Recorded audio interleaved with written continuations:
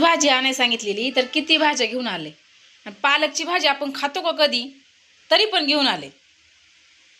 किती अवघड आहे बघा. सगळं पहिलं असं वेगळं करून घ्यावं लागतंय. असं सगळं नीटनेटकं करून ठेवलं का म्हणजे व्यवस्थित भाजीला घ्यायला बरं.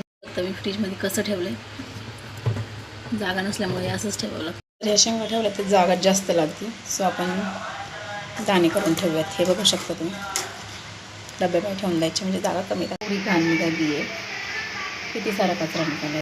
पुढं जाऊन ही अशी भाजी साफसुथरी भाजी मिळाली. कोथिंबीर, पालक, वाटाणा, राजमा, मेथी, गवार, भेंडी.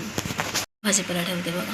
एक सगळे काजूचे डबे अशी ठेवली आहे. कोथिंबीर, कढीपत्ता, राजमा. नंतर हे असं फ्रीज पाहायला भेटतं, नाहीतर नाही.